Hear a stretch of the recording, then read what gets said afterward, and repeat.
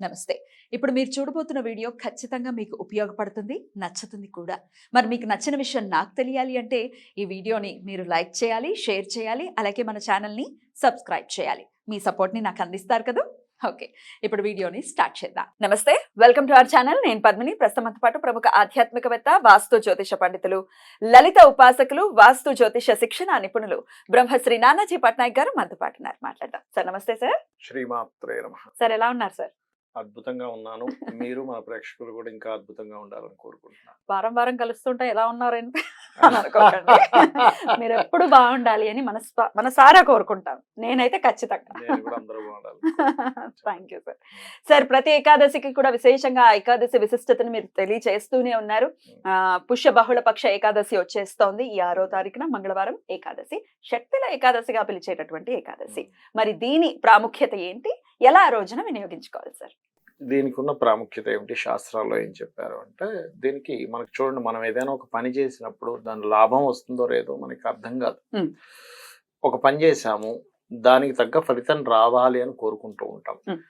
ఈ ఏకాదశికి ఉన్న ప్రత్యేకత ఏమిటి అంటే, ఆ రోజు గనక ఏకాదశి నాడు గనక ఎవరైతే పాలు ఉంటాయి చూసారా, పాలని మిశ్రీని కలిపి శివాలయంలో గనక ఎవరైతే శివునికి అభిషేకం చేసి అదే ఆలయంలో కూర్చొని విష్ణు సహస్రనామాలు ఎవరైతే చేస్తారో వాళ్ళకి వాళ్ళు చేసిన ప్రయత్నానికి ఫలితం లభిస్తుంది.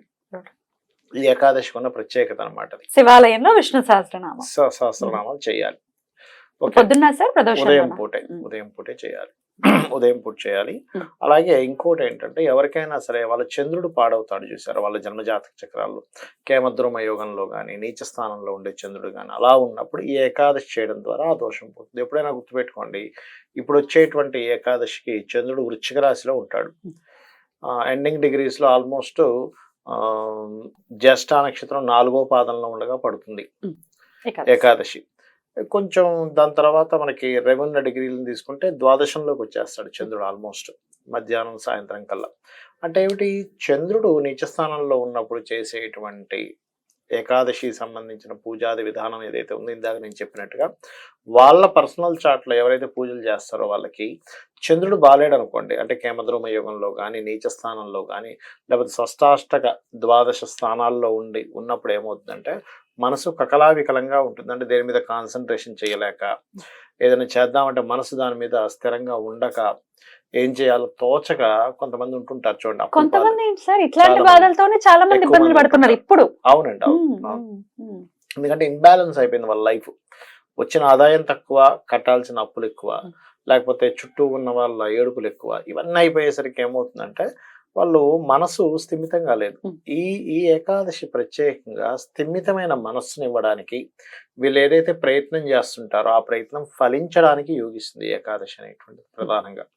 దాంతో పాటు ఈ ఏకాదశికి ఎవరైతే పెరుగన్నాన్ని శివుడి దగ్గర కానీ అదేవిధంగా విష్ణు దగ్గర కానీ పెరుగన్నాన్ని కనుక కలిపి నైవేద్యంగా పెట్టి 11 మందికి సరిపోయేంత పెరుగన్నాన్ని, దాంతో పాటు ఒక 3 ఎరుపు అన్నం కలిపినటువంటి మన కుంకుమ కానీ లేకపోతే కలిపినటువంటి అన్నం ముద్దలు 3 ముద్దలు తీసుకెళ్లి కాకికి పెట్టి ఈ 11 మందికి సరిపోయేంత పెరుగన్నాన్ని పేదలకు పంచిపెట్టాలి. అలా గనక చేసినట్లయితే వీళ్ళకి ఏదైతే మానసిక రుగ్మతలు, మానసికంగా ఇబ్బందులు ఉండడము, అనుకున్నటువంటి పని నెరవేరడం. ఎందుకంటే చంద్రుడు ఫ్రూట్ కారకుడు. అంటే ఫలితం రావాలనుకోండి, మన జన్మజాతకంలో చంద్రుడు బాగుంటేనే ఫలితం వస్తుంది. చంద్రుడు బాగోలేడు, ఫలితం రాదు. మీకు ప్రశ్నాశాస్త్రంలో ప్రశ్న వేసిన, ఇప్పుడు ప్రశ్న వేసాం, నాకు ఈ ఫలితం వస్తుందా అని. చంద్రుడు గనక శుభగ్రహంతో చూడబడింది అనుకోండి, అంటే గురువుతో కానీ శుక్రుడితో కానీ చూడబడుతున్నాడు, ఆ భావం బాగుంది, అప్పుడు మనం టక్కని చూసి ఏమంటే మీకు ఇప్పుడు ఈ ఫలితం మీకు వస్తుంది అని చెప్పొచ్చు. చంద్రుడు బాలేడు, ఫలితం రాదు. అలాగే ఈ చంద్రుడు ఇప్పుడున్న స్థితికి ఈ ఏకాదశికి చంద్రబలం మనం ఈ సాధన ద్వారా పెంచుకోవచ్చు. మీరు చేసే కార్యక్రమానికి, మీ జన్మజాతకంలో దానికి. ఏకాదశి అంటేనే మనల్ని ఉపవాసం ఉండమని చెప్తారు సార్. మరి మనము ఇంకొకరికి ఫుడ్ డొనేట్ చేయొచ్చా? తప్పేం లేదు, మీరు ఉపవాసం ఉండండి, ఇంకోరికి ఇవ్వచ్చు. అస్సలు తినకుండా ఉండడం వాళ్ళు ఎవరు ఉండరు కదా, ఇవ్వచ్చు, తప్పేం కాదు అది. అయితే ఈ నీచ స్థానంలో చంద్రుడు ఉండడం అంటే ఏంటి సార్? ఎక్కడెక్కడ ఉంటే ఆయన మనకి మనసు మీద ఎక్కువ ప్రభావం చూపిస్తారు అని అనుకోవచ్చు? ఒకటండి, నీచ స్థానం అనేది వృశ్చిక రాశి మాత్రమే నీచ స్థానం. రెండవది పాపకర్తరి అంటారు, అంటే పాపగ్రహాల మధ్యన ఉండడం, లేదా రాహుతో కలిసి ఉండడం, లేదా కేమద్రోమ యోగము అంటారు. అంటే చంద్రుడికి ముందు వెనక అసలు ప్లానెట్సే ఉండవు. అంటే చంద్రుడు ఉదాహరణకి ఒక మేషరాశిలో ఉన్నాడు, వృషభము, మిథునము, వెనక్కి వెళ్తే మీనము, కుంభము, ఈ రాశులు అసలు గ్రహాలు ఉండవు. అంటే ఎక్కడ ఉంటే అక్కడ నుంచి 2-3 రాశులు ఉండినప్పుడు ఏమవుతుంది, చంద్రుడు మనస్కారకుడు కదా, మనసు సింగిల్ అయిపోయింది, ఒంటరి అయిపోయింది. అందుకు మీరు అలాగా మనం గనక జాతక చక్రంలో గ్రహాలన్నీ రాహుకేతులకు ఒక వైపు వెళ్ళిపోయి చంద్రుడు ఒక్కడే ఒక వైపు ఉన్నాడు అనుకోండి, నాడీ ఆస్ట్రాలజీలో ప్రిడిక్షన్స్ ఏం చెప్తారంటే మీ తల్లి ఒంటరి అయిపోయిందండి అంటూ ఉంటారు. చంద్రుడు మనస్కారకుడు, తల్లి కారకుడు కదా.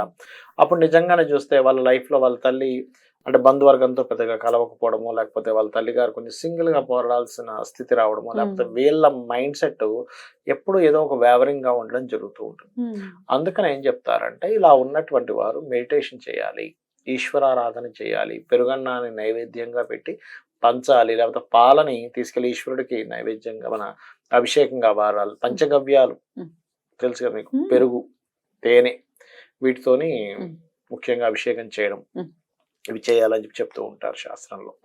సో అప్పుడు డెఫినెట్ గా చంద్రుడు బలోపేతం అవ్వడం అనేది, చంద్రుడు బలోపేతం అవుతాడు. దీంతో పాటు పౌర్ణమిలు ఎక్కువగా చేయాలి చంద్రుడు బలోపేతం అవ్వాలంటే. పౌర్ణమి రోజు లలిత సహస్రనామాలు చదువుతూ చనివిని నైవేద్యంగా పెట్టి దాన్ని స్వీకరించడము, ఇవి గనక చేసినట్లయితే చంద్రుడి యొక్క బలం పూర్తిగా పెరుగుతుంది వీరికి.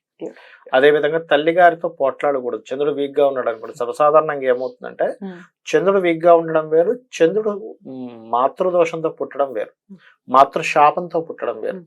మాతృశాపంతో పుడితే ఏమవుతుందంటే 4 పిల్లలు ఉన్నారనుకోండి, ఆ తల్లి ఆ ఒక్క పిల్లడి మీద మాత్రం ఎందుకో వాళ్ళిద్దరికి ఎప్పుడు గొడవ వస్తూ ఉంటుంది, మిగతా ముగ్గురితో బాగుంటుంది. అర్థం కాదు ఇదేమిటి మరి అందరితో బాగుండకూడదు కదా అంటే, ఈ వ్యక్తి పూర్వజన్మల్లో తల్లితో ఏదో ఆవిడని బాధ పెట్టేలాగా ఏదో ప్రవర్తించుంటాడు, ఈ జన్మలో తల్లే శత్రువుగా వస్తుంది, దాన్ని మాతృశాపము అంటారు. అలాంటప్పుడు ఇది పూర్వజన్మలో చేసినటువంటి కర్మ అనేటువంటిది అర్థం చేసుకొని ఈ జన్మలో ఓకే నేను పూర్వజన్మలో చేసిన కర్మ ఇప్పుడు అనుభవిస్తున్నాను కదా అని సైలెంట్ గా ఉండాలి, కానీ ఇంకా కొట్లాడితే ఇంకో 10 జన్మలు పెరుగుతుంటుంది. కాబట్టి అది చేయకూడదు పొరపాటును కూడా. అసలు ఒకవేళ బలంగా ఉన్నా తల్లితో పోట్లాడటం ఏమిటి ఉంటుందండి, తగ్గుతుంది కదా అప్పుడు.